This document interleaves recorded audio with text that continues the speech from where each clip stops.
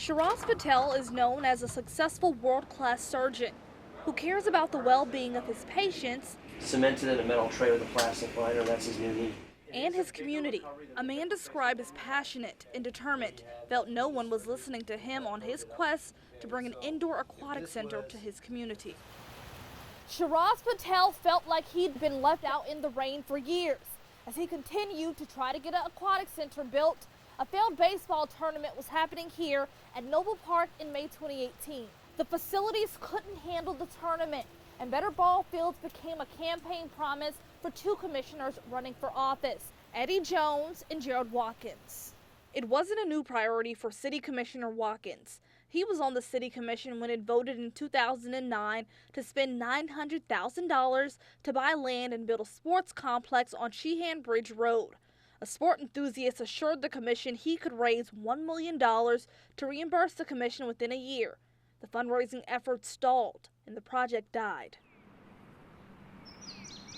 We don't have enough softball, baseball facilities, restroom facilities, soccer fields are way inferior.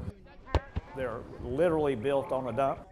This time, County Commissioner Eddie Jones was also pushing for new facilities. All you got to do is drive around towns and talk to a few parents and ask them what they did last weekend, and they'll tell you, well, we were in Owensboro for tennis or we were in Bowling Green for softball. Ultimately, the county would take over construction of the ball fields, and the city would focus on an indoor recreation and aquatic center. Harless says the possibility of a recreation center that can include a pool started for her in late 2017, early 2018, before Watkins and Jones raised the profile of the need. I realized that it was not easy, but it's easier to find construction dollars. It's harder to find operations and maintenance dollars over time. We looked at a facility. That's where Friends of the Parks could come in to raise money to supplement taxpayer dollars. That was about the time that we did start getting the Patels and the swim team coming to us saying, hey, we really wish we could do this. And all along I was kind of like, yeah, this is interesting, guys, but there's no way the city government can take on this risk by itself. In April 2018, Create Friends of the Park would be introduced in a strategic plan drafted by Harless. A medium priority was suggested for the objective. The city ranks priorities low, medium, high, and win, or what's important now. The objective made it to the approved strategic plan in August 2018. Still, Create Friends of the Park organization, medium priority. The city would continue to track and upgrade this item's priority level for a year and a half in public. In private, messages have been landing in Harless's inbox. Like this email in March 2018 from future Friends of the Park's board member and swim team president Shiraz Patel. The email came ahead of a community meeting focused on making a healthier community. If we don't build facilities to attract young families here, our medical field is on the verge of a serious decline. Patel says he was becoming frustrated, waiting on something he felt the community needed. There's nothing I'd love better than my kids to move back and live by me. But right now, I wouldn't recommend them to come here. These city manager notes show future members of Friends of the Parks continue to meet with the mayor and city staff throughout 2018. That includes a 163-mile taxpayer-funded trip to Effingham, Illinois in September 2018 to visit their indoor fitness and aquatic center built when Paducah City Manager Jim Arndt worked there. So we also have a color copy of it if anybody wants to look at it. A trip that Shiraz Patel's wife, Melanie Patel, a future vice president of Friends of the Parks, took as a swim team representative. In the process of talking with the city, we said, well, we're going to go ahead and we're going to apply for grants and try and raise money, try and start raising money for this pool. Then it came to be that, well, maybe we need to start a 501c3. On October 31st, 2018, Friends of the Parks was created with the purpose to create an endowment fund that will further inspire, educate, and promote healthy living in Paducah. First, there were 3 board members and later 8. On December 3rd, 2018, Assistant City Manager Michelle Smullen emails Parks Director Mark Thompson, saying she met with Shiraz and Melanie Patel, Amanda Esper, Mayor Harless, and Jim Arndt in regards to a community recreation center and auditorium grant application to the Eckstein Foundation. Fast forward to January 5th, 2019, about 2 months after Friends of the Parks was officially created. The Paducah City Commission had its first strategic plan retreat, and everyone's focus was sports facilities. Though it already existed as a private nonprofit, the commission voted to make creating Friends of the Park a win priority. Harless and Commissioner Brenda McElroy are given the objective to manage. At the same time, the commission makes research, plan, design, and construct a sportsplex and recreation aquatic facility a win priority. On January 21, 2019, Dr. Patel writes Harless, the commissioners, and others about impatience with the city timeline for the project. He says he's disappointed with the 10-month time frame just to get a survey and plan. He doesn't approve of the consultant. He writes, "This is the height of inefficiency often seen by consultants." He says there is urgency to get this done. The city is losing population, and I'm seeing the medical community dying off. Patel added, "Our biggest potential donor, Mr. Eckstein, is aging fast and in poor health. He himself wants to see this get done."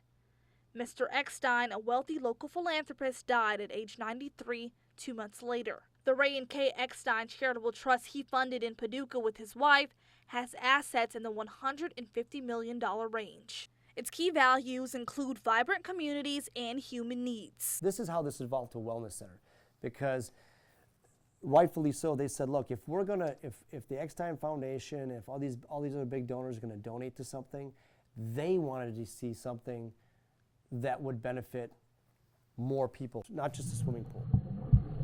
Harless responded to Patel's January 21st email, committing to not letting the slowness of government get in the way, but said they had to do it in a financially responsible way. This will include generating the endowment fund so we can help subsidize operation cost. The city, I'm sure, will come up with a good plan. City Commissioner Brenda McElroy, who supported better recreation in her bid for office, wanted to see the project get done as well. And she responded to Patel's email saying, "The accelerated time frame we must prioritize." We need to be very grateful that we have people that are willing to give their time freely and their money to enhance our city and for the well-being of everyone here. But it won't be the last time deadlines are an issue. On June 16th, Melanie Patel sends an email following a Friends of the Park meeting with the assistant city manager. It goes to a mix of people, including Commissioner McElroy, saying, quote, "The discussion got heated as the plan was to start design in 2020 and construction in 2021. Those dates were new to us." This results in an email from City Manager Arndt to the mayor and commissioners on June 18th, saying he and the parks director met about the concern and are addressing it. Groundbreaking is changed to fall of 2020 with completion of construction in 2021. The August strategic plan had called for construction to begin sometime after July 2021 and be complete between July 2022 and June 2023. The first draft by Harless in April 2018 had completion in 2025. Friends of the Park has not reported any fundraising commitments toward the publicized $10 million endowment as of airtime, nor does the city have any formal agreement with Friends of the Parks. You all still don't have in place yet any type of agreement with them to actually raise the $10 million. They don't have the $10 million. Yeah, is that correct? Well, they haven't even started really trying to get it, but yeah, they will. They're meeting and they will start that process, right? And I think that there was some talk about that kind of a contract, but I'm not aware of what that is. Do you think it's important to have one? I'd have to investigate that. I'm not sure if that does anything for us or not. Friends of the Park makes it clear they will control how the endowment is used, not the city. That was a clarification Melanie Patel made in an email to Commissioner McElroy on June 27, 2019. Quote, "As stated in our bylaws, the city and county do not have a vote in how we allocate the funding. As of now, we have the endowment going toward the operations of the natatorium." The pool is going to be the most expensive part of all of this, and it will be the thing that costs the most money. And so that's really why we felt strongly. So maybe a bigger portion of that does go to the pool just because they're going to need it more. That's also why Patel thought it was important for Friends of the Park to be on the 5-member design team to work with Lowe's, the company the city is paying $1.1 million to design the center. It's a spot Commissioner Brenda McElroy guaranteed them in an email on June 21, 2019. The other 4 members of the team are city employees. Melanie Patel says she shares the spot with fellow Friends of the Park board member Amanda Esper. I'll tell you what, Jim Arndt is phenomenal in putting us in our place. No, he has been wonderful. He has a very clear head on the direction that this needs to go, and he's very good about, realizing what the capacity is and where we have to stand up and where we have to stand down. Like in September 2019. Through this email, Melanie Patel sends the city manager and mayor after the first design meeting. Quote, "I realize the money sink it seems to be, and I respect your goal of wanting to cater to all. I do, however, feel an obligation to express our concern." Their concern was not having a 50-meter pool. The city declined. We asked the mayor if Friends of the Park members were representative of the entire community. Some are interested in basketball, volleyball, some are interested in swimming. And so that to me is a good representation of interests in the community.